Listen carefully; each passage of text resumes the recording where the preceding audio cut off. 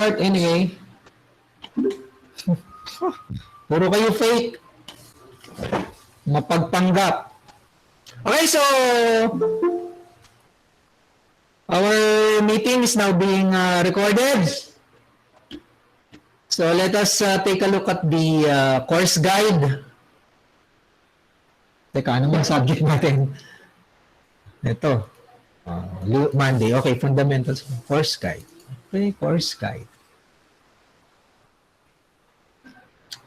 Course guide. Saglit. Tingnan ko yung desktop natin. Week number 6. Okay. Gumugulo na naman yung desktop ko. Punong-puno na naman ng files. No? Parang sinasalamin na naman niya yung yung masalimuot nating buhay. So, week number 6. Saglit, baka naka-off yung microphone ko. Okay, hindi naman. So, week number 6, module number 4, modular design. Okay, sige, close natin. Scan natin yung module number 4. Okay, modular design. So, module. What is a module?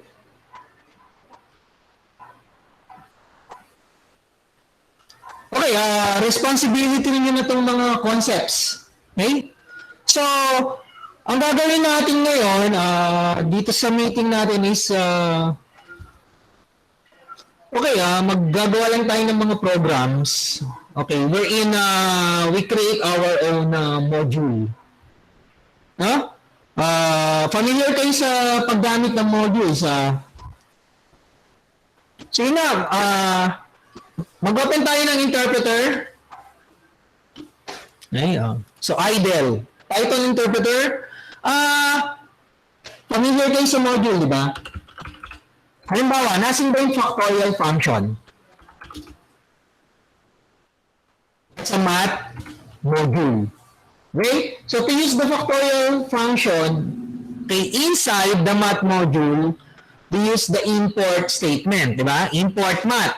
And then, you can now use the factorial function. Pero dito, sa example natin ito, magkakaroon ng error. Ano? Sige nga, pag in-enter ko.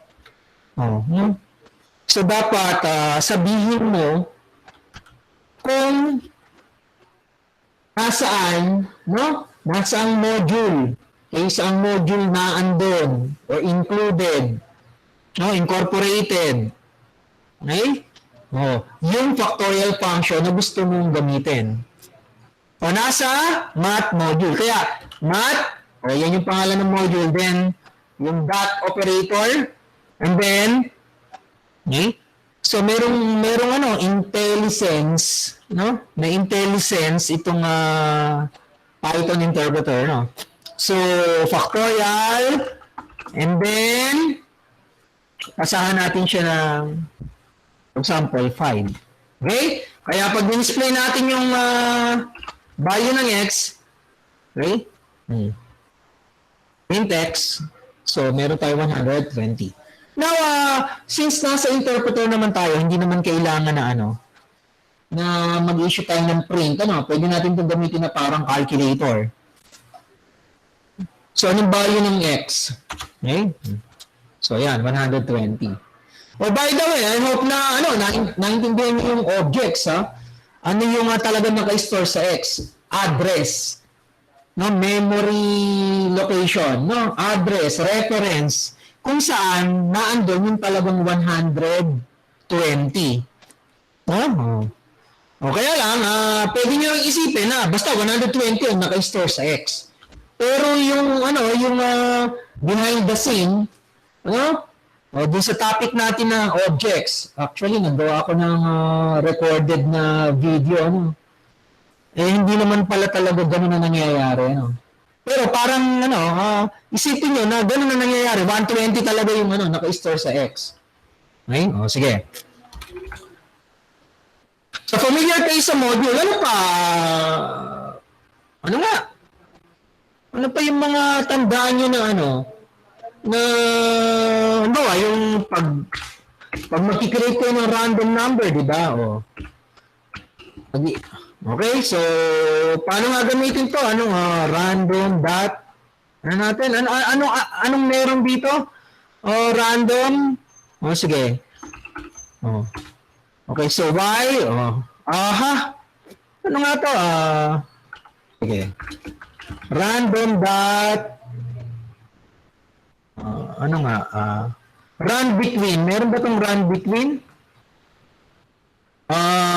Hindi kasi kinapitalize ko yung ano eh. Ito. Ayan, random, small letter. Okay? Ayan. So, y, nag-generate siya ng random number between 0 and 1. Ngayon.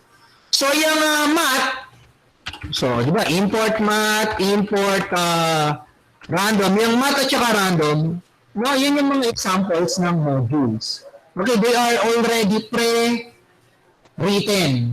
by the Python developers. Kung sino yung gumawa ng Python. No? Para hindi na tayo mahirapan. No? To write our own factorial, sine, tangent, okay? So yung mga mathematical functions, no? How about yung integer function? Okay, halimbawa, x equals to int. Int ng 3.4. Ano yan? Di ba, tatapyasin lang yan yung 0.4? Ano? So, yung mga int, ano yan? Mga built-in functions nasa global namespace. No? Kilala yan ng lahat ng mga programs, ng mga modules, okay? Na kahit nasan pa yung mga modules na yun, ano? So, kilala itong int. Ano pa? Yung absolute value na function. ABS. So, yung int at saka yung ABS na function na hindi kailangan ng hindi kailangan ng import. No, kasi nasa global namespace na. Okay? O yung, i-close natin to idle. Yung tangent. Yung tangent, nasan yung tangent function? Di ba nasa, nasa math. So, import math. Okay? So, halimbawa, theta is equals to, meron tayong hindi lang basta mga functions, mga constants din. Okay, na naman yung math module. O gaya niya, math.py. Sige na, i-print na natin, math.py. O yan, so 3.14, wow. So, yung mga habang value ng pi. O sige, mag-create tayo ng theta na variable na may lamang 45 degrees. O, di ba? Math.py divided by 4. So, ang laman ng theta ngayon, pag in-enter natin, ay 45 degrees in radians. Okay, o sige, theta. Yan, so, pagka, sige, tingnan natin, pinalculate natin yung tangent function yan, ay di dapat, ipasa natin sa tangent function ng math module. Okay, so dapat ang x ay 1, Okay? Kaya lang, ang computer, nagpe-perform yan ng numerical methods, which is not always accurate, kasi hindi naman yun talagang algebra. Hindi yung analytic solution, Okay? So, numerical solution, numerical methods, iteration, parang Newton-Raphson method. Okay? Kaya hindi exactong one. Okay? So, familiar na tayo sa modules. Okay. Ang goal nitong nagkakalituan, module sa Python, pag sinabing module sa Python, yun yung collection ng mga routines, ng mga constants, mga variables, Okay? Itong binabanggit natin module na to, module to sa classroom. Okay, itong module number 4. Okay, ang purpose lang nito is turuan kayo na mag-create ng sarili nyong module na merong lamang mga functions. Okay? O, sige.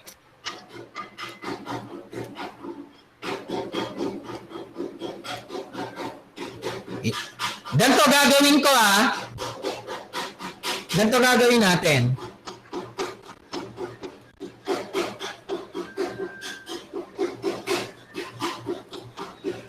Open ko yung File Explorer.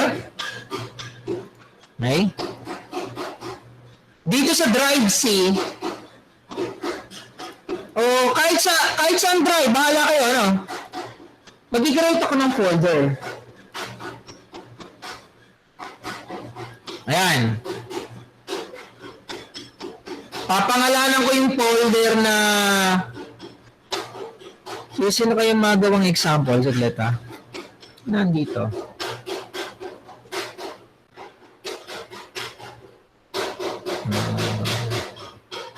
Ito si Kim nagre-request ng Kim! Kim, balita! Miss De Los Reyes, where are you? Hindi nagre ako narinig ko rin kaya. Nagre-request ka na magpa-Hanson kaya lang, baka maubos yung oras natin Huh? Ang hinabang signal. Oo nga, baka maubos yung oras natin sige, na lang, gawin ko na ng bilis Okay, banda ako sa Drive C. Dapat si Kim ang gagawa nito, siya nagre-request ng Hanson para daw mas matuto kayo. Kaya lang, baka maubos naman ang data nyo pag nag-Hanson tayo na So, folder ni Kim. Sige, folder ni Kim. Okay, natin At tingnan nyo nag-create ako ng folder sa Drive C. Okay, mag-open na tayo ng open board. Okay, para ang liit kasi nitong font Ang liit ng font ng ayan. Ayan So ayan, nag-create ako ng folder sa Drive C. Okay. Ang goal ko is diyan ko ilalagay lahat ng ng programs na tinatype ko, Ine-edit ko, dinedebug ko, iniraran ko. Diyan para magkita-kita sila. Okay? So, whenever one program, imports,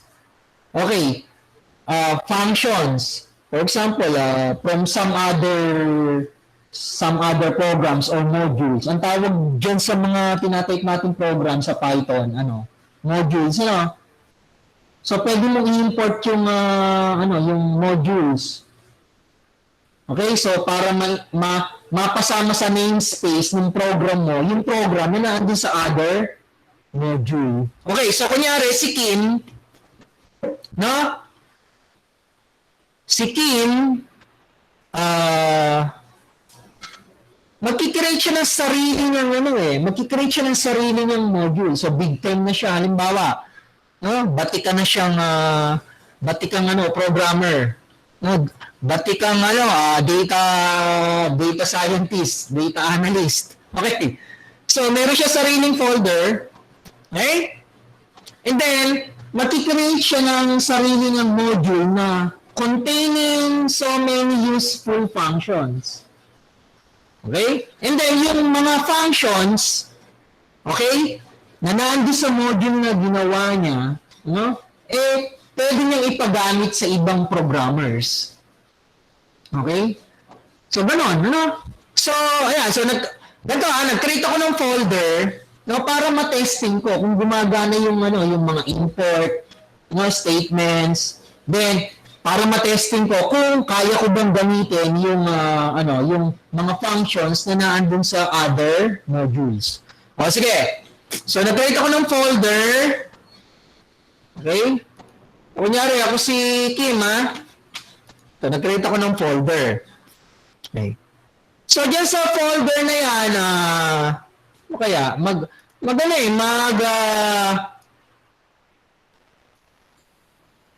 Sige, magkikreate ako ng program, ha? Sige, mag-create tayo ng program. So, i-open ko yung IDLE. Wow, ang ingay. Grabe, kailangan yata itanon tong Saglit, ha?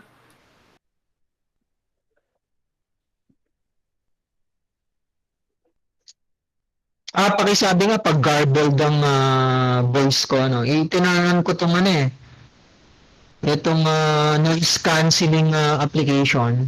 Minsan, palpak din siya eh. O, sige, okay, so inopen ko yung IDLE, file, new file. Okay. Okay. Itong program na to, blanco pa so far, isa-save ko dun sa folder ni Kim. File, save as. So, hindi ko pa natataypa ng program. Save ko kaagad. So, punta ako sa folder ni Kim. Papangalanan ko ito na Kim. Ang ikli naman. Kim. Okay, sige. So, save. I-close natin lahat, ha. Okay, tingnan nyo. Tingnan nyo, ha. Balik tayo sa open board para makita nyo, ha?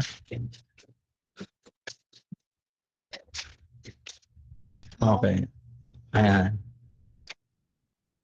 Ayan. So, tingnan nyo.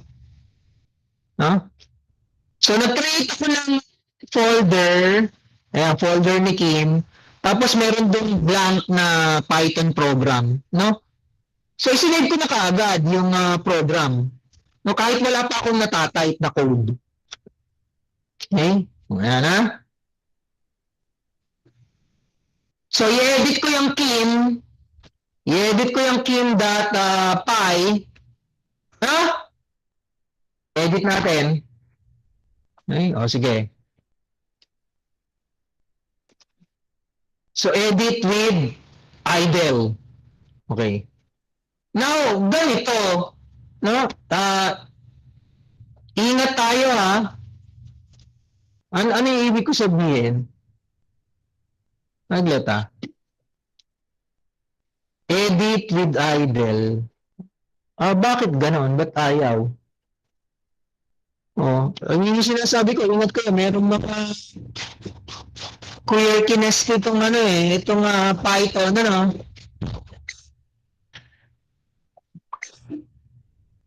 So, ingat. Ayaw mag-open ng editor. So, ang gagawin ko na lang, sige. Mag-open tayo ng editor, file. Hindi paano kaya? Hindi, ganito na lang. I-open natin sa IDLE. Open. Punta tayo sa folder ni Kim. I-open ko yung kim.py.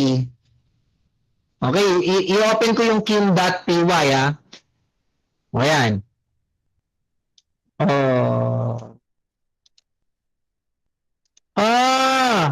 Tama pala. Pagkamalang ko lang na sige, okay. So i-close ko na yung IDLE. Okay, so in-edit ko na yung program na kim.py or module na kim.py. Okay, ganito mag-type kayo ng maikli lang muna. Testingin niyo kung nagse-save. No? So halimbawa, maglagay lang tayo dito ng print hello. Kasi kanina na-encounter namin i-close ko ulit yung program na kim.py merong isang linya lang ng code. Baka kasi mangyari sa inyo kasi nangyari sa amin kanina so edit with IDLE. So yun. Okay, so nagse-save ng maayos. Okay? So nagse-save ng maayos. Yan. So ito na, so ina-edit ko yung program. Okay? So magta-type ako ng dalawang functions. Isang factorial function at saka isang maximum function. Sige nga, tandaan niyo pa paano mag-program? Sige, def factorial n. Sumasambot yung factorial ng integer. So, let me be equal to 1. Ito yung product. Tapos gagamit ako ng while loop. I is equals to 1. While I is less than or equal to n. Ano nga gagawin natin? Product is equals to product times I. Then I is equals to I plus 1. Okay, and then pag natapos yung while loop, nasaan yung factorial? Nasaan yung product? Nasa P. So, return the product, which is also the factorial. Okay. So, ayan, yung program na kim.py, yung program na kim, yung module na kim, so, merong factorial function. Okay? Now, pwede natin testingin yan, Pwede natin testingin. Sige.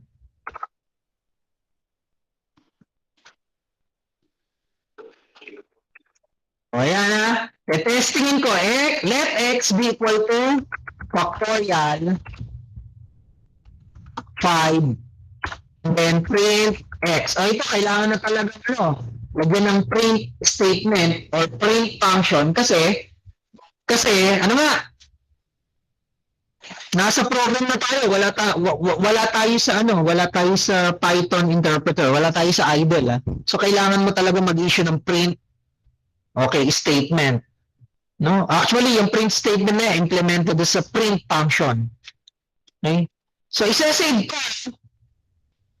Okay? Isa-save natin. Hindi nagreklamo yan, nakapag-save.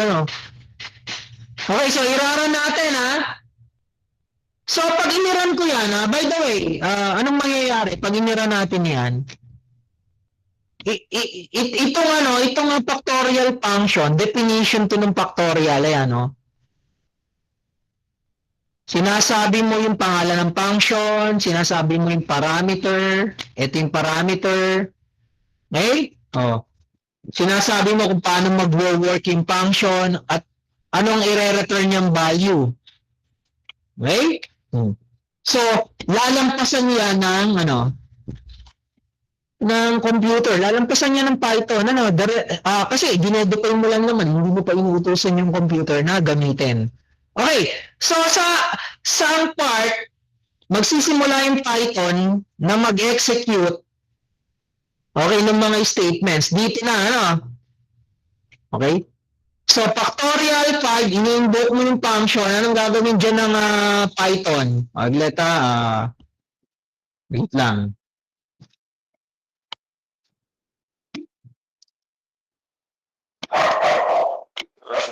Papalit ako ng kulay ng marker. Ayan. Okay. So, anong mangyayari nga dyan? Tinatawag natin yung factorial function. Ini-invoke natin o kinokol natin. Ipapasa niya yung 5. Okay, dun sa function. Ang sasambot dun sa 5 yung n. Okay? Kaya ang mangyayari dito, while I is less than or equal to n, ang I ay magsisimula sa 1, magiging 2, 3, 4, 5, and then naiipon yung product, and then i-return niya yung product. So, magre-return ito ng 120. So, x equals to 120, then print x. So, ang output nitong program na to ay, 120. Try nga natin. Try natin, Okay, so, save and then run. Run module.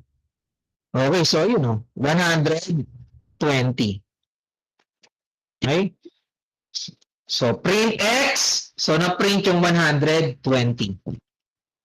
Okay. So, gawa pa tayo ng isang function. Okay, na nasa loob nitong kim.py.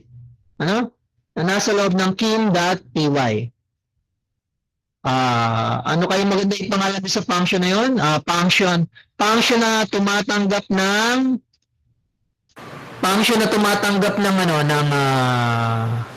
tree. three integers and then inire-return niya yung highest among the three.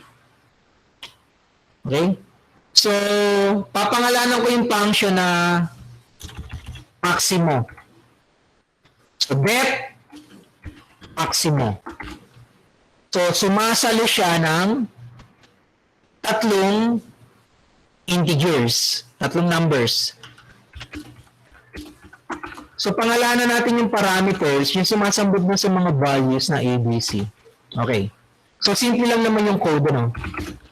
Kung mas malaki yung A sa B, and at the same time, mas malaki yung A, mas malaki pa rin yung A kaysa sa C, i-return natin, ang magiging return value ay yung A.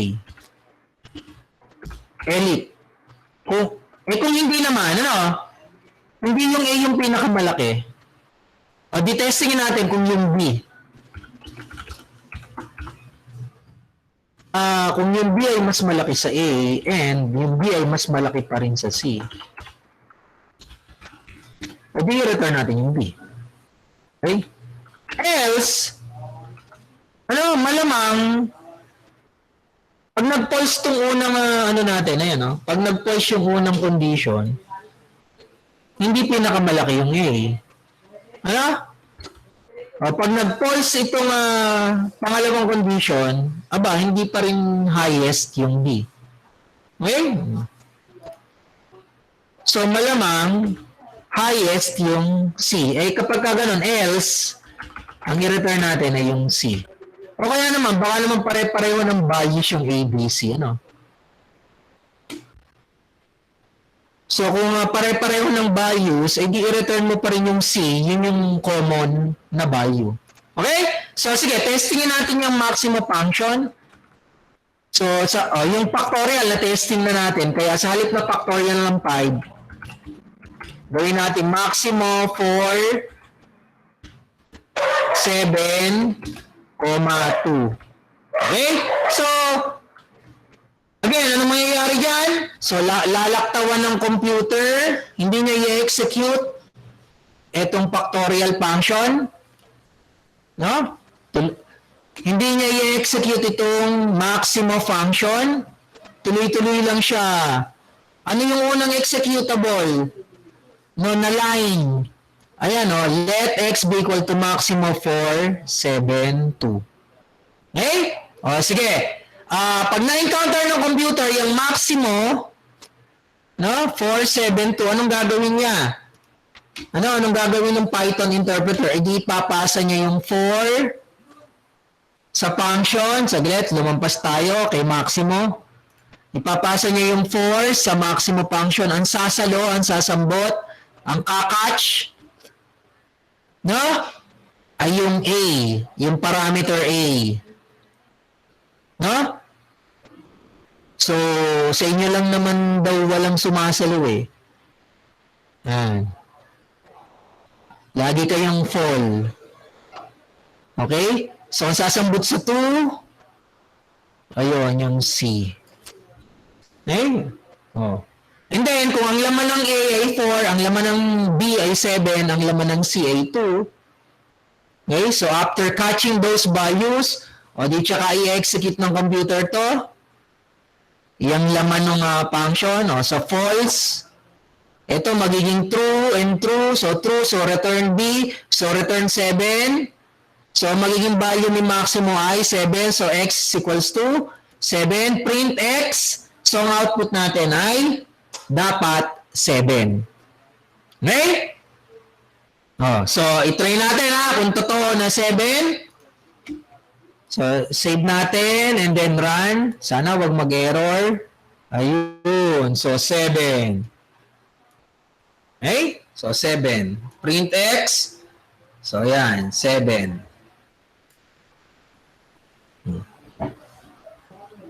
Okay, so, ginawa nyo na yan.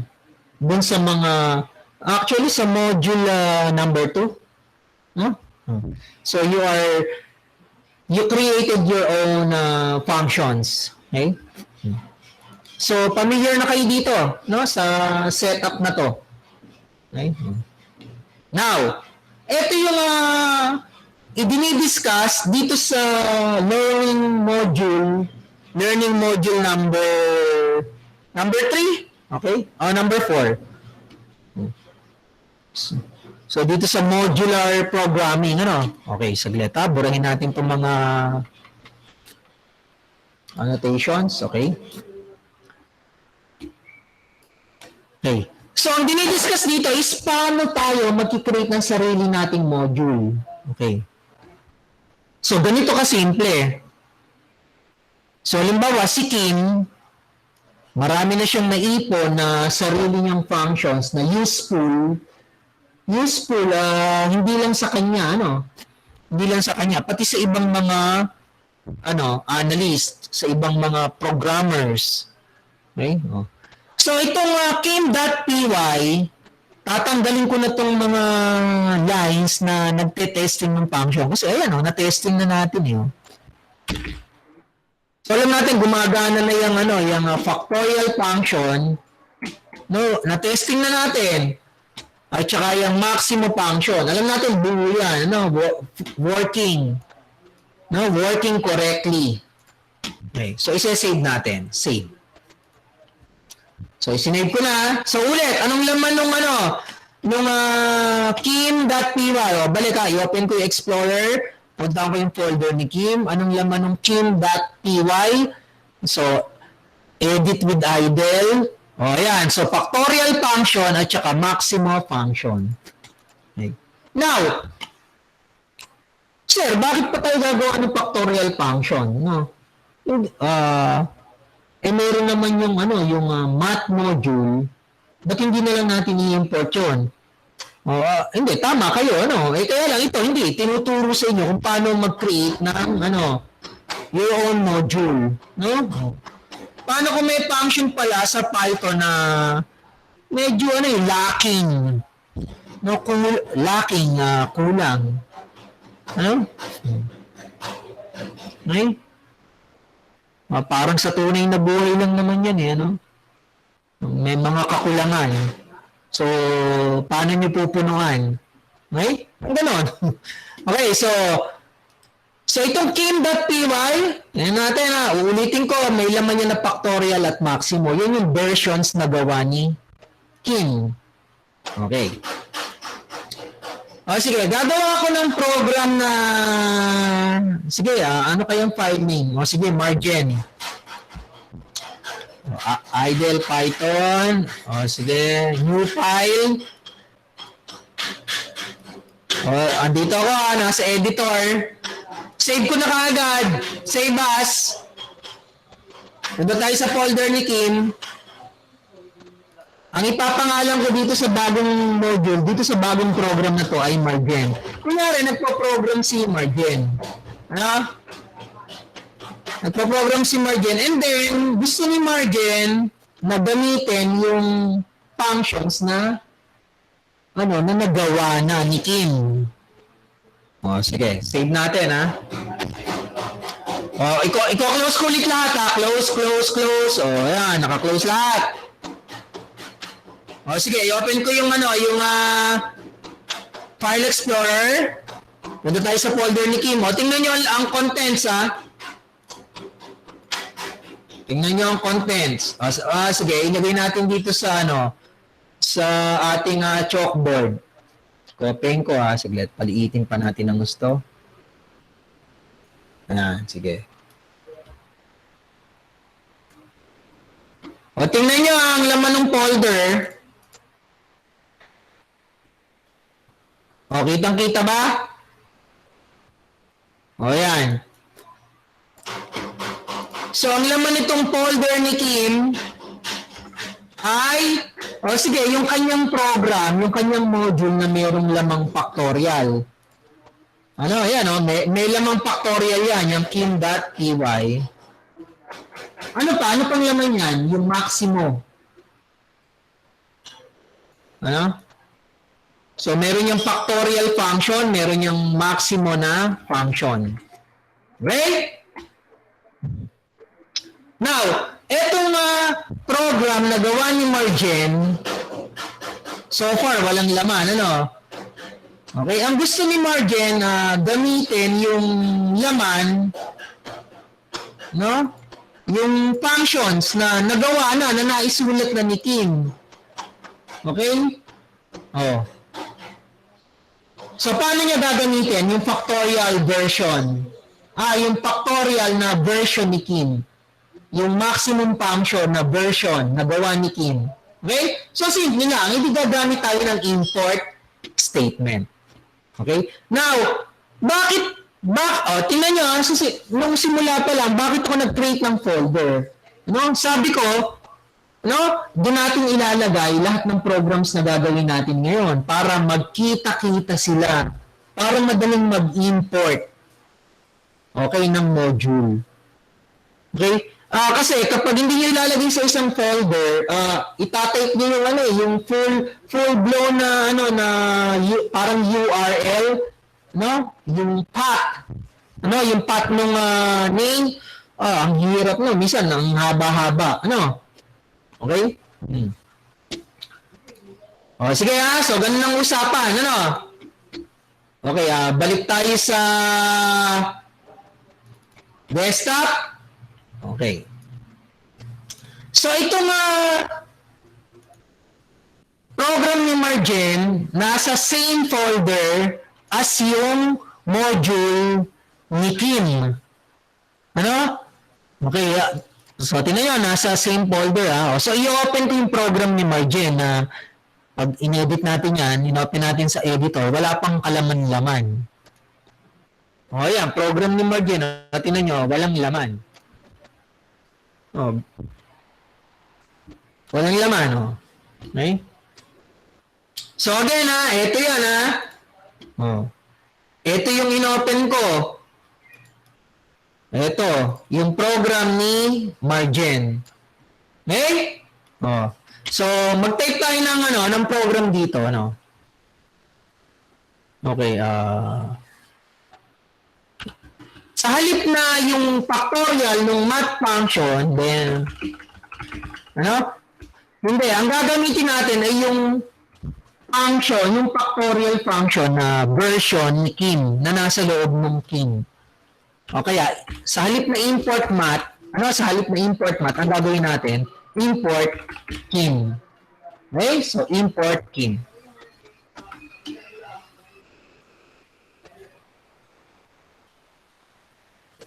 Okay, so import Kim.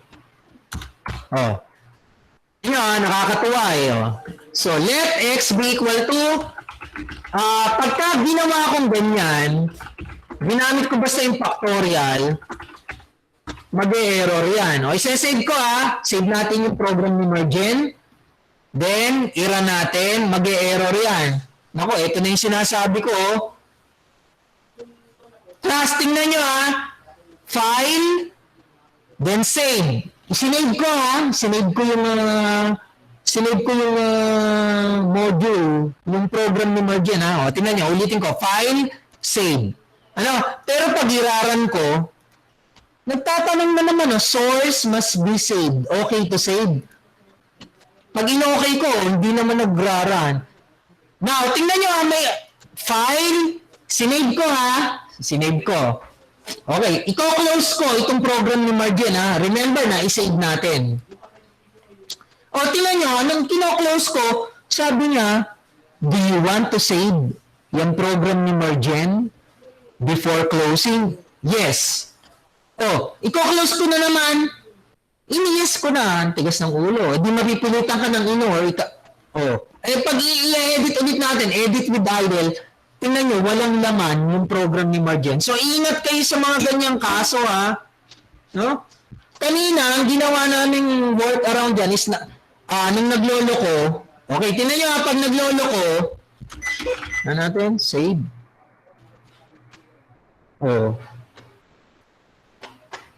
Wala ganito, pag nagloloko, ganito, import, saglit import Kim. Import Kim. Tapos, let x be equal to factorial ng 5. Then, print x. Okay, isinave natin. Okay, tapos i-close ko. Na-save ko na.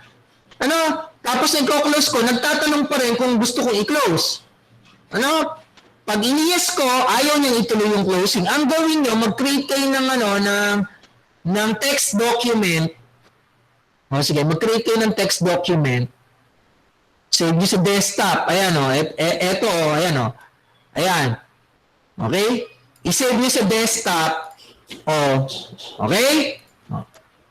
Yan, i-save nyo sa desktop. Tapos, yung code dito, ba, sobrang haba na ng code nyo, copy nyo, papunta dun sa text document nyo na nasa desktop. Ayan. Ano? Okay? So, meron kayong backup. O, ito yung backup ha. Ayan o. Ayan. Ayan yung backup. O, i-double click ko ha. O, ayan. So, andyan yung program nyo. No? Okay?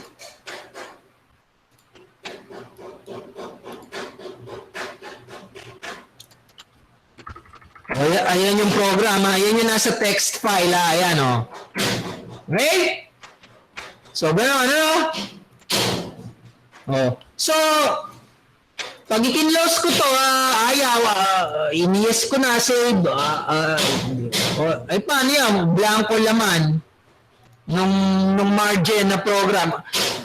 I-delete ko na lang, itong program ni margin, i-delete ko na lang, mag-create ako ng bago. Okay, so mag-create ako ng bago, so open ko ulit yung idle. Then, magfa-file nyo tayo. File, new file. I-close ko na yung idle. Nandito ako sa editor. Ise-save as ko to. Itong blankong program. Balik tayo sa folder ni Kim. Papangalanan ko ulit ito na. Binura ko yung margin na nagloloko Ise-save ko tong bagong program ko as margin na naman. Margin ulit. Okay? Ayan. So yan tingnan nyo yung folder ni Kim. Balik tayo sa open board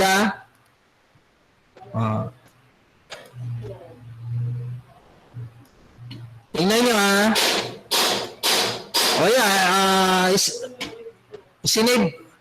isinave ko yung bagong program dun ulit sa margin.py. Ayan no? Kasi naglolo ko yung una kong margin na program. Ayan naglolo ko ayaw magpa-save. And alam ko, ang dami nagtanong sa akin dati dyan, about that. Yung ganyang error. Ang dami nagtanong sa akin. Sir, ba't gano'n? Nawawala yung program. Okay? So bakit daw, So, sige, ngayon, nag-create tayo ng bagong margin na program. Sige. Tingnan nyo, kung isinave nyo sa backup na text document yung program nyo, ayan tingnan nyo. Sinave ko sa backup na text document. Ayan notepad lang yung ginawa. Copy natin yan, copy. Then, balik tayo sa program ni Margin. Paste natin. Ayun Okay.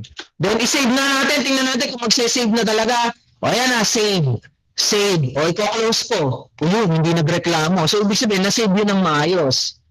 Okay, so tingnan nga natin ulit. So, i-open ko File Explorer. Punta ako dun sa Drive C, folder ni Kim. I-open ko yung program ni Margin. So, edit with idle. Edit with idle. Ayan. So, nag-save. Nag-save ng maayos. Okay? So, tingnan nyo ang goal ni Margin is si Margin at saka si Kim gusto nila maggamitan. Parang light lang Okay, ganito. Gusto ni Margin na gamitin yung factorial na nagawa ni Kim. Pinaghirapan na ni Kim. Payag naman si Kim na gamitin ni Margin. Sige. So, ang ginawa ni Margin is in-import niya yung Kim na module. Okay, and then, ang plano niyang gamitin yung factorial. Ayan factorial na gawa ni Kim. Nasaan itong factorial na to? Nandun sa Kim na module. Doon sa kim.py. Okay? Ulitin nga natin, nasaan yan? Nasaan yung, ayan, nandito, Okay. Yung module na gustong gamitin ni Marge, nandito. Nandiyan yung factorial at saka yung, ano nga isa, maximo. Okay? Nandyan sa kim.py. Kaya naman, ang ginawa ni Marge, in-import niya yung kim na module. Then, plano niyang gamitin yung factorial na laman, na laman ng kim. Okay? So, gano'n ha? Kaya lang, itong program na to may error. Iraran ko, tingnan nyo. Ayan So, error. Ayan anong sabi rito? Ayan ito yung main error. Hindi daw defined yung factorial. Okay? So, doon sa previous na module natin, learning module natin, sabi doon, gamitan nyo rin ng dot operator. Okay? Sige, close natin to Close natin yung output window. Okay. Nasaan ba itong factorial? Okay, nando sa Kim na module na gawa ni Kim. Di dapat, sabihin mo, yung factorial ay nasa Kim na module. So, Kim, tapos followed by a period. Okay? Save natin. Tingin mo, magrara na yan. Okay na kaya yan?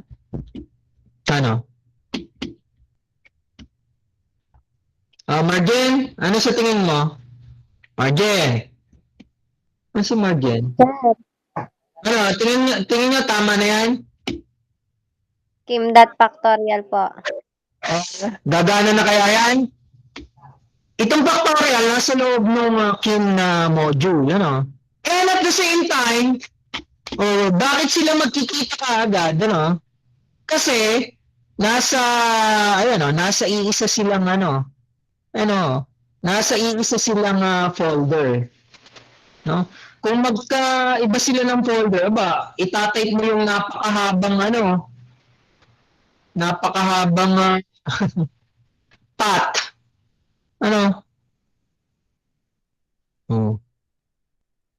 Okay, so nasa same folder sila, kaya nung in-import natin yung Kim, so magagamit natin yung laman ng mga functions ng Kim module.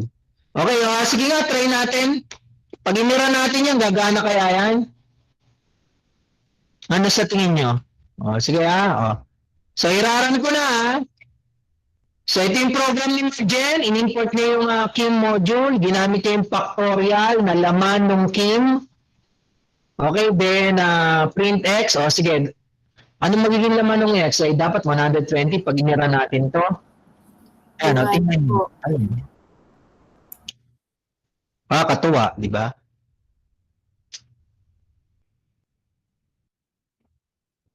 So, anong niya? Pag yung mga actual na, yung mga talagang programmers, anong kasabihin nila? Hindi nyo naman daw na kailangan i-invent yung wheel. No? So, kung mayroong mga ganong functions na, nagtatrabaho na kayo sa companies, ginugugol na lang nila yung mga codes Okay? So, may mga repositories tayo ng codes. Pagka napaka-complex, punta kayo sa code project, punta kayo sa GitHub, punta kayo sa GitLab. Ngayon, ando na buo na Hindi na kayo magpapakahirap. So, gamitin natin yung isa pang function na isinulat ni Kim. Ano nga yun? Yung maximo, yung tumatanggap ng 3 integers. Tapos inire-return yung highest or common value. Sige, gamitin natin So, let x be equal to Kim, yun ang mga maximo, tumatanggap yun ng sige, 3 integers, 4, 7, at saka 2. Sige, anong magiging output yan? Diba? Sige. Meron akong mali, maximo. Ayan, maximo. Okay, save. Ayan. Okay? So, i-run natin So, run. O, tingnan nyo, gumagana, oh. No? Ayan, oh. O, print X. Gumagana, ano? So, nasaan yung factorial at yung ano, maximo? Nasaan yung source code nun? Nasaan yung source code nun? Nandun sa ibang file. Wala dito sa, ano, margin. Ano? Wala dito sa margin na program. Okay? Nasa KIM na program or module. So, i-import natin yung KIM. So, pwede natin gamitin lahat ng functions na nandun. No? Okay? So, nakakatuwa. Okay? So, pwede kayo mag-create ng sarili nyong ano, functions. Okay? And then, ipunin yung mga functions, ano, pagsama-samahin nyo sa isang module. Ano, kung magaganda yung laman nun, ano, mga high-tech na mga functions, no, na useful sa ibang tao, okay? Ay di, ipagamit nyo, no? Sige. Ano pa kayong pwedeng gawin? Okay na? Malinaw? So, binigyan ko na kayo ng tip kung paano nyo ma-accomplish yung, ano, yung module number, ano ba yan? Learning module number 4 na ba yan? Okay? O, sige. Ito yung sinasabi ko, What if yung palang team, merong ano? O, sige. By the way, i-run natin to, What if yung team pala ay merong function na number to words. Okay? Yan. And then, ang ginagawa ng number to words na function ay, sige, pag inira natin yung program na yan, ganito pala mangyayari, mag-output siya ng 12, kino-convert, 1,345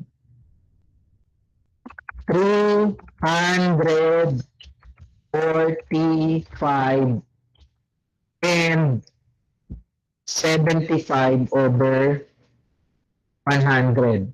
Lagyan natin dito ng pesos. And 75 over 100 only.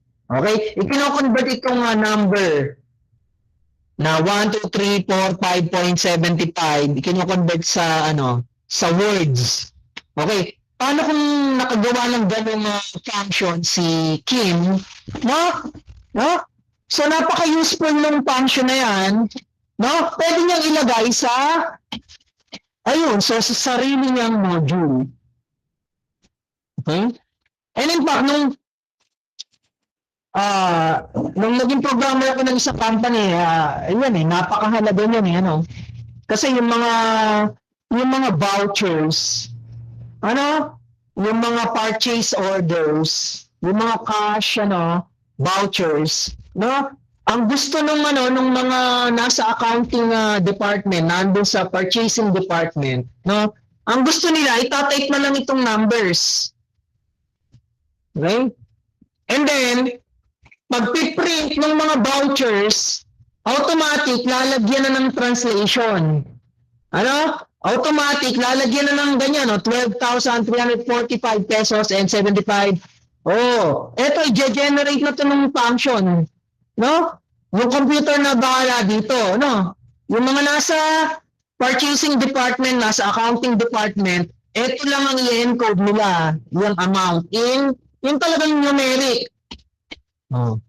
Ngayon. Ganun, diba? So, napaka-useful yung functions. Okay? So, dami kong nagawang functions, pinagsama-sama ko, inilagay ko sa isang library, Kaya lang, hindi nga lang Python yung gamit ko nung time na yun, Visual Basic for applications. Kasi hanggang ngayon, yung sikat pa rin Yung VBA or Visual Basic for Applications, hanggang ngayon ginagamit pa rin sa mga companies. maganda ng pag-aralan yun ano. Kasi ang dami yung pwedeng i-automate, no? Tandaan niyo sa statistics, nagsulat ako ng program using Visual Basic. Okay? So, gano'n, no? Okay. So, marunong na kayong mag-create ng sarili ng module. Ganun lang pala kasimple. Sir, patawa, kayang-kaya ko yung self-study. Kaya lang, sa simula, kung hindi ko naman ito na-discuss, sasakit ang ulo nyo. Dapat palang pagsamasamahin muna para matesting. Ano? Ngayon, pag batikan na kayo ng programmers, hindi nyo na kailangan nasa isang folder. No? Hindi na kailangan nasa isang folder yung program nyo at saka yung module na ini-import nyo. Okay, sige, next. Ano to? Okay, balik tayo doon sa module. I-open ko ulit. Tama ba module number 4? Ayan, okay. So, naipaliwanag na natin anong module.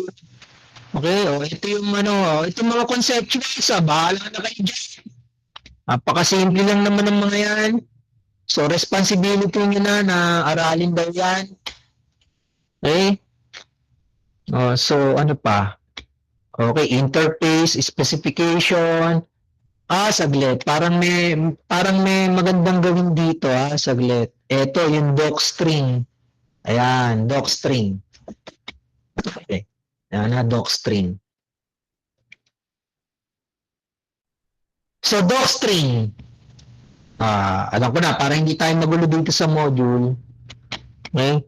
Basahin muna natin ng pahapyaw. Saglit, tingnan nyo, paano maggawa ng docstring. Anong ibig sabihin ng docstring? Documentation string. No?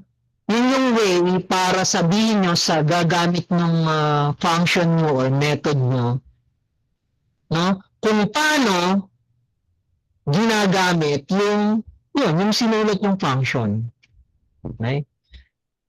So, docstring. Tingnan nyo, pag tayo magsusulat ng sarili nating docstring, tingnan nyo, mayroong 3 quotation marks, then followed by the documentation string, and then, again, another, para isara, para i-close, para i-end yung documentation string. Okay, ayan. Another series of, 3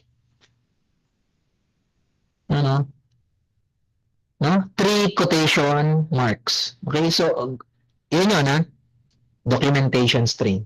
Okay. Now, tingnan nyo, paano gamitin yan? Okay. Kuklose ko na yung module, i-demonstrate ko na kaagad.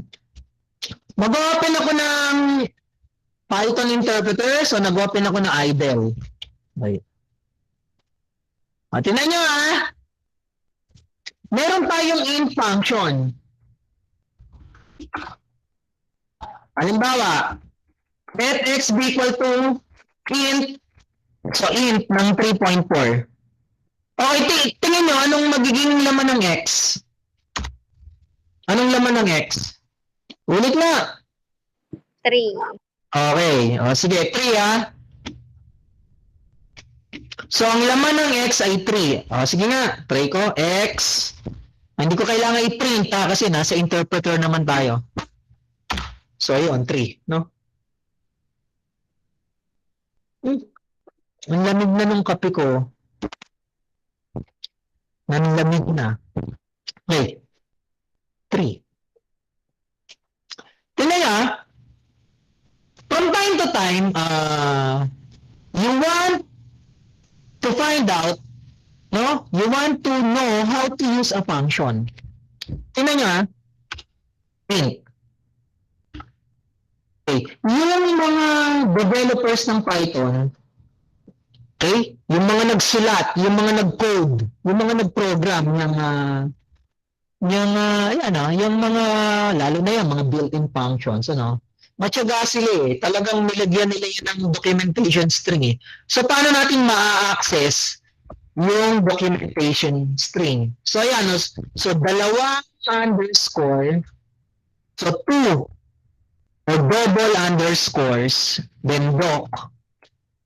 And ending by, again, 2 underscores. Okay? Okay? So, to access yung value ng doc string. So, okay, so enter natin. Ayan. So, nakita nyo, ano? No? Ngayon, ang gulo masyado kasi, kung mapapansin nyo, meron itong mga control characters. So, ano, \n,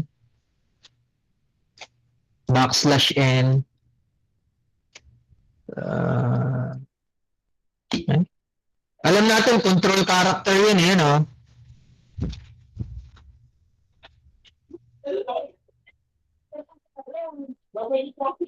Sige, print. Sa halip na i-display natin na parang calculator, gamitan natin ng print. Ayan, so ginamit ako ng print statement para yung mga yung mga \n para ano, no? Para sort of ma-display, para bumaba yung cursor, oh. So para mas maayos. Okay, so enter. Oh, ayan. Okay? Okay, so halos lahat ng mga built-in or yung mga nasa modules, nasa math, nasa random, okay, nasa mga modules na ginawa ng Python na developer, no? O developers or team of developers, okay, chinaga nila na lagyan ng doc string, ng documentation string. Ayun, So, para nga naman, pag pinrint natin, gusto nating malaman kung paano gamitin yung mga functions. Ayan, i-access nyo lang yung documentation string. O, tingnan nyo, paano gamitin ng int. Ayan, o sinasabi nyo, convert a number or string to an integer, blah, blah, blah.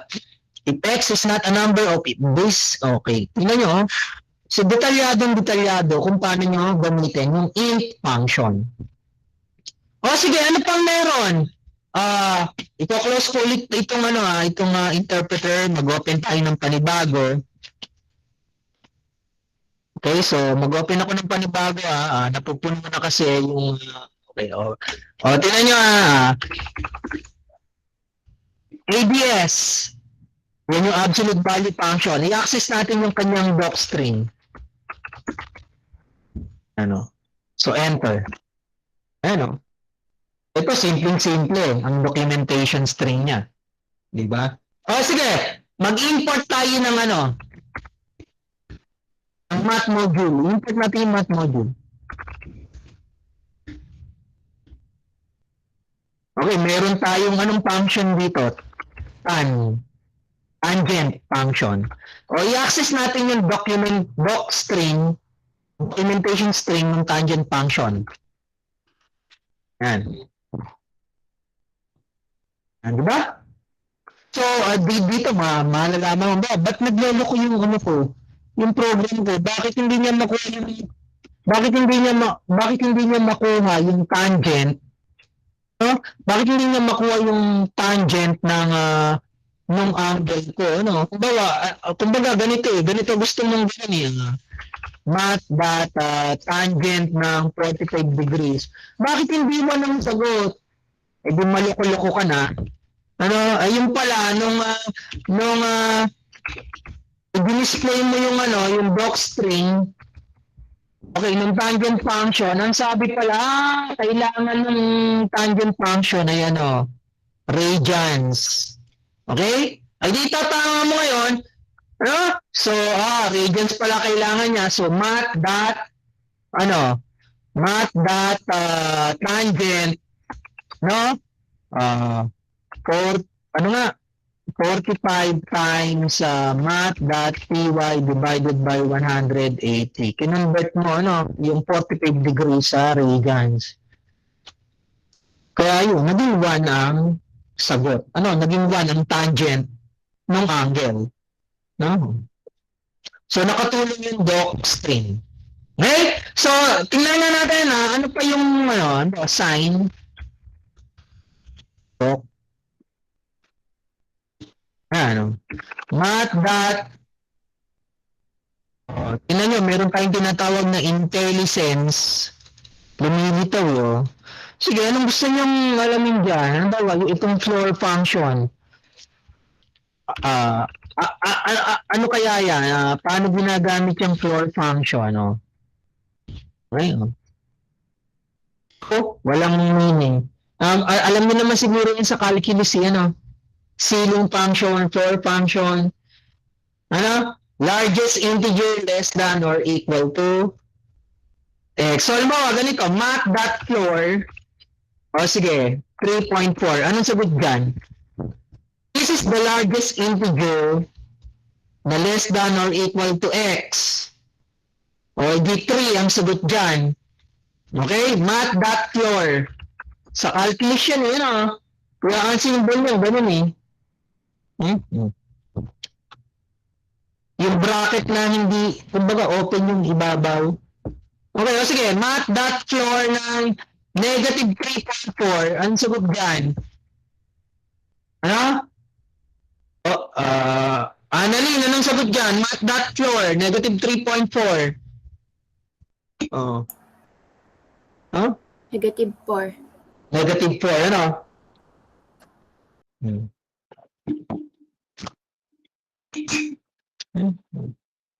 So, yun yung paggamit ng documentation string. Okay. So, ngayon, ganito gagawin natin. Balikan natin yung program na ginawa ni Kim.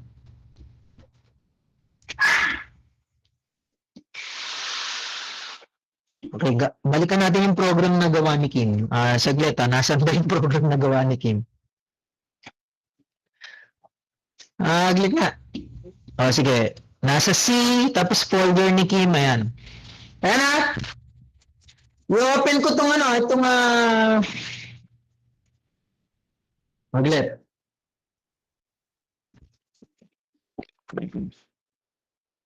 Huwag nga tayo ng bago, Okay. Para kita nyo, So, ito, i-open ko ulit itong program na gawa ni Kim. Ito, ayan, So, nandiyan yung factorial function. Okay. So, i-open ko, Ayan. Kita nyo? Okay. So, factorial function. Ayan, Okay. Ang gusto ko, ang gusto pala ni Kim, lagyan niya ng documentation string itong factorial.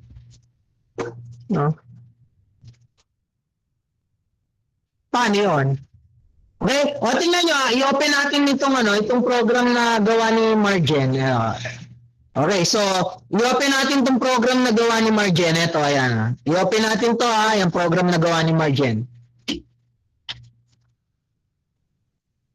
Ayan yung program na gawa ni Marjen, In-import niya yung in module. Ang gusto ni Marjen, i-print yung documentation string ng factorial function na gawa ni Kim. So, kim.factorial. Ayan. So, ganyan kasimple gusto ni Marjen, Okay. Documentation string ng factorial function na nasa loob ng Kim module. Okay, so, save, i-run natin, Anong sabi dyan? None. Kasi hindi naman nag-provide si Kim ng documentation string. Ay di, sige. Gawin natin, mag-provide tayo ng documentation string. Okay, so anong gagawin ni Kim? Sige, kukus ko muna natin program ni Marjen. I-open natin yung program ni Kim, yung module ni Kim. Okay. Dito sa factorial, sige, lagyan natin ng docstring. Paano nga pagsulat ng docstring? 3 quotation marks. Okay. So, sige, describe natin yung factorial function na gawa ni Kim. This function accepts an integer n and then returns its factorial. Ha? O sige, lagyan natin ng backslash n. Although may iba pang method, pwede nyo ibaba na lang yun, no? Pero dito hindi, sundin natin yung style ng mga naunang programmers. Gumagamit ng backslash n. Pero pwede hindi na, ha? Okay, lagyan natin ng mga warning. Do not pass it a negative integer. It is not yet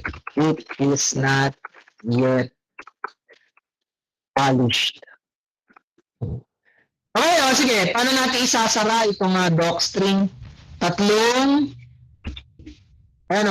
quotation. Okay, tatlong quotation marks. Ayan.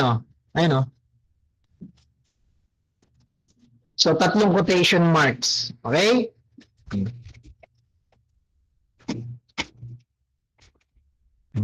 So yan, may docstring na yung factorial function na isinulat ni Kim. So save natin yung gawa ni Kim. Okay, itong maximo, wag muna natin lagyan ng docstring. Yun lang factorial function. Okay, so balik tayo sa program ni Marjen.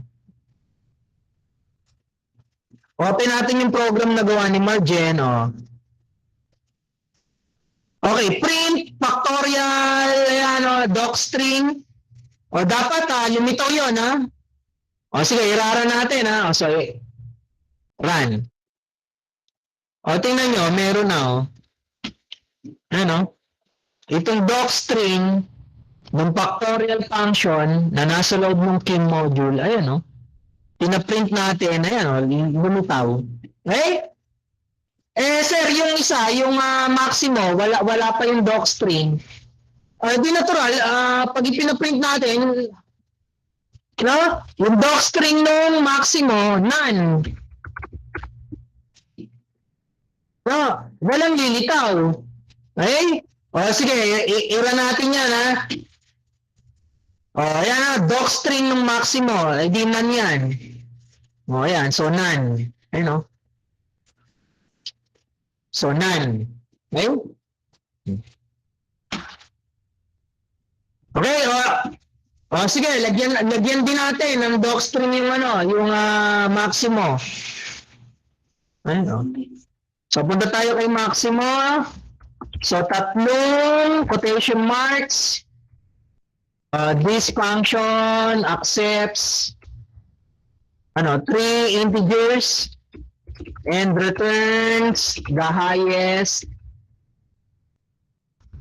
among them or their common value. Then ending, paano tatapusin? Paano i-terminate? Tatlong quotation marks. Okay? So ayan, nalagyan na natin ng docstring yung maximo function, i-save natin. Okay. I-close ko na itong program ni Kim, itong module ni Kim. I-open ko ulit yung program ni Marjen. Ayan, so pinapadisplay niya yung documentation string ng maximo. Dapat meron ng lilitaw, iraran ko. Ayun. So ayan, meron na, no? Okay. So ayan. So natuto kayong mag-create ng sarili nyong module. Pwede i-import ng ibang programmers.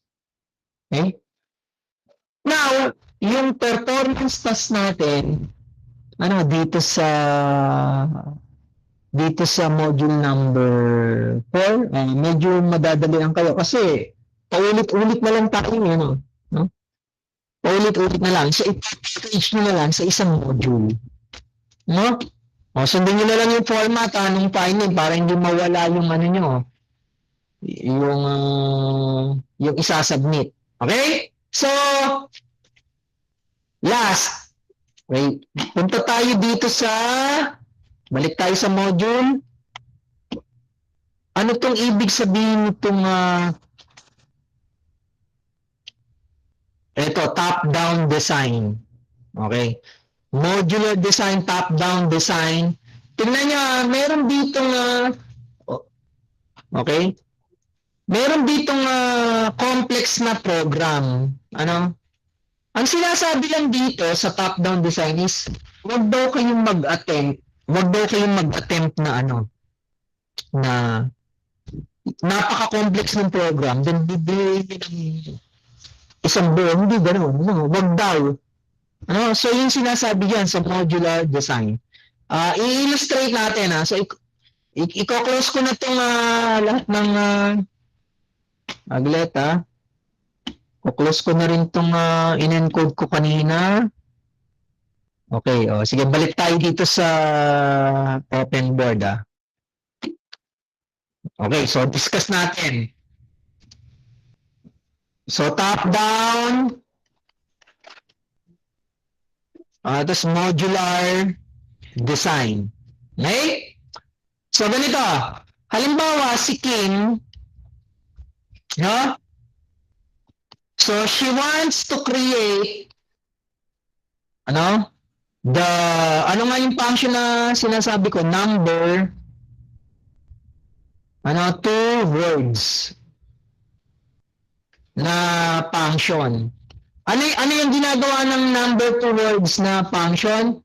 So, tumatanggap siya ng halimbawa, okay, ganito. Halimbawa, let x be equal to number two words.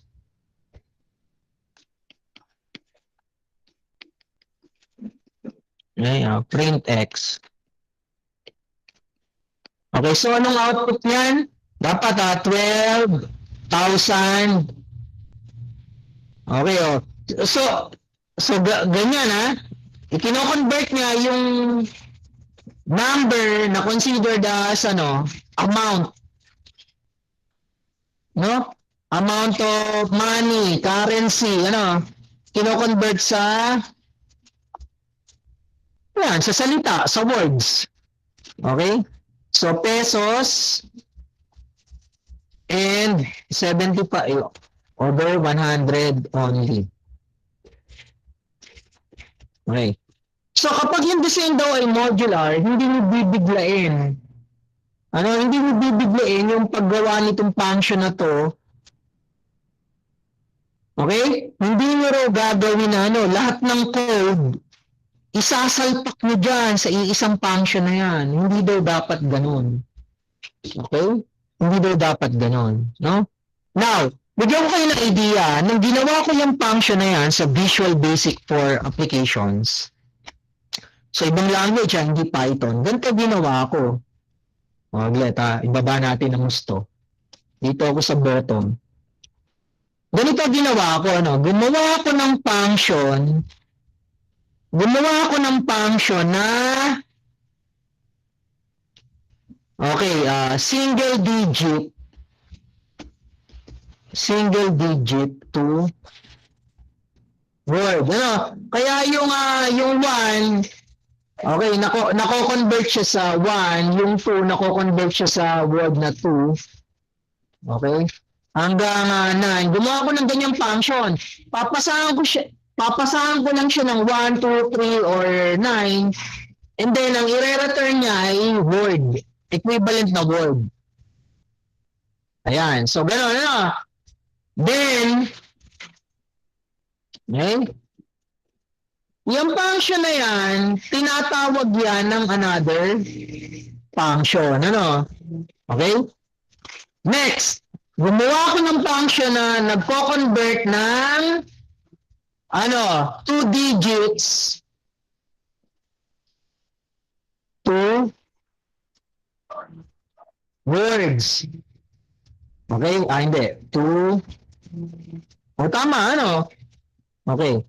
Kaya lang, itong 2 digits to words ay tumatawag pa ng dalawang functions. Ngayon, para sa, ano ba yun, yung kapag ka 2, followed by any number, ano yan, 20. O kapag 3, followed by any digit, yan yung 30. Okay, pag 4, followed by any digit, yan yung 40. Okay, hanggang pag pinasahan ko siya ng, okay, halimbawa, 9 na, followed by any digit, yan yung 90. Okay? Oh. Then, yan 2 digits towards, pwedeng ganito ang mangyari. Pag 11, yan yung salitang 11. Papasahan ko lang nito. Okay?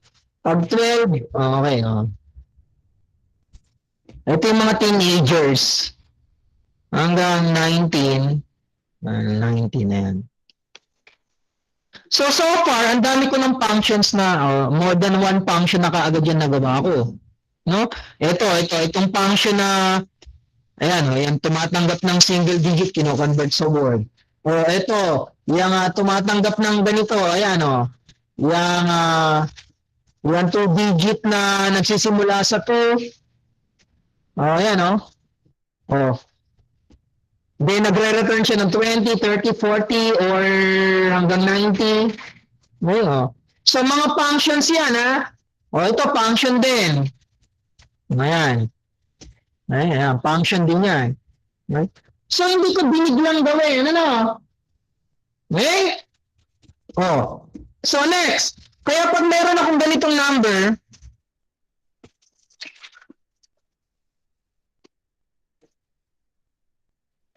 right? Ang ginagawa ko, china-chop-chop natin ito. Pinag-iwalay natin yung number doon sa fractional part, and then ito, ginugroup ko by using a loop. Ayan, ginugroup ko into 3s. Okay? Then, meron akong function na 3 digits. 3 digits. 2 words. Anong function nun? Ipinapasa ko itong ito, yung 011 dito sa function na 3 digits to word, ang i-return niya 11. Yung 891, ipapasa mo dito sa 3 digits to word, ang i-return niya 891. Itong 567, ipinapasa natin sa 3 digits to word, ang i-return niya 867. Di natural, itong function na to, yung function na 3 digits to word, gumagamit siya ng mga functions na naisulat na natin. Ito, ayan 2 digits to words. Okay? So, tinatawag yan. Yan 2 digits to words, tinatawag yan okay, ito, itong 3 digits to words. Okay? So, bali ang nangyayari is marami tayong functions. Okay, ayan. Ayan, nagtatawagan, Okay. Ayan. Gano'n, So, ito, tinatawag pa ng another function. Okay, So, hindi natin binibigla na buuin, okay, yung number towards na function. Na kung saan nandito lahat ng code mo, nandyan. Hindi, dapat tumatawag ka ng mga functions na ikaw din ang gumawa. Ayan, maraming functions. Okay? So, yun yung binabanggit dyan sa modular design. Huwag daw biglayin yung paggawa ng napaka-complicated na function. Okay? So, I hope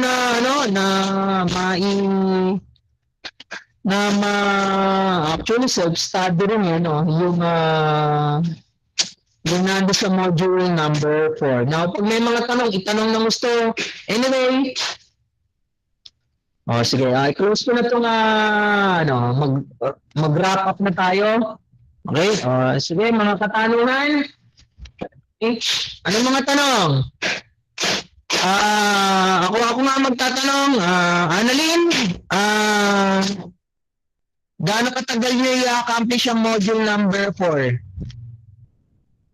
Anong sabi sa course guide? Tingnan na natin. Module number 4. Ayan o. Dalawang ito mali na tong date na to So dalawang linggo, tingnan nyo, 2 weeks. So ibig sabihin, ang submission ng performance task ay kailan? Tingnan ko sa calendar So ito di ano pa sa ano ba? 1 sa 22 So tama sa sa November 22. Okay, so 2 weeks So sa second Sunday ang susunod na Sunday ay 15. Ang second Sunday so sa 20. So sa 22 ang deadline ng performance task. And then matutuwa kayo kasi kayang-kaya nyo nang gawin yung iba at nagawa nyo na kasi dapat. Iipunin nyo na lang sa isang module. Okay, ano pang question? Saglit na, tingnan nga natin yung laman ng saan ba yung module na yun?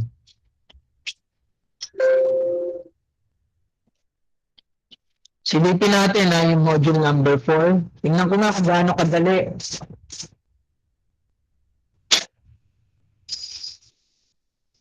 Ang dali lang Oo. Ang dali,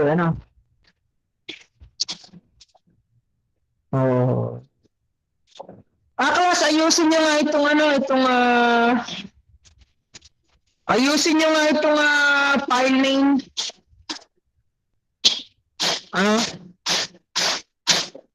Gawin yung your last name.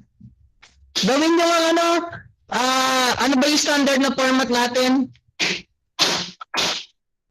De La Cruz. Saglit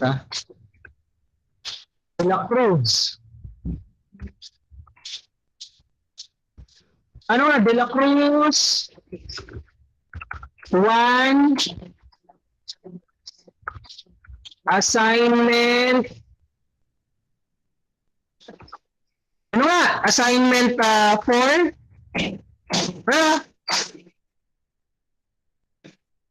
Ayan. Gawin yung ganyan ng file name, De La Cruz 1 assignment 4.py. So para hindi mawala, Baka mamaya kung saan assignment number mapapunta. Okay?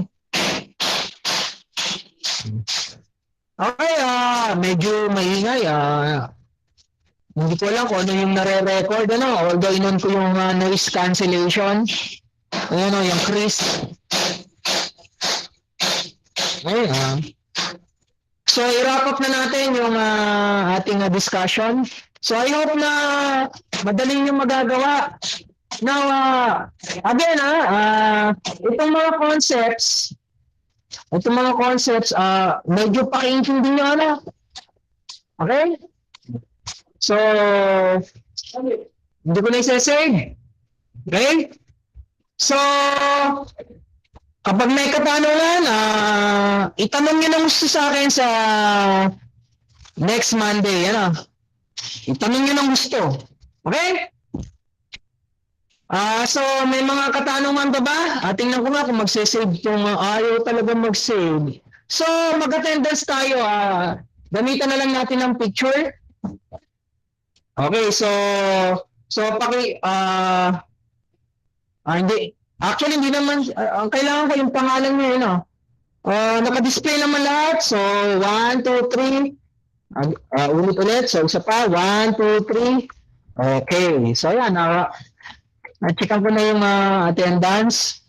Okay, so, pwede na mag-iwalay. Walang violent reactions. Stop natin ang recording.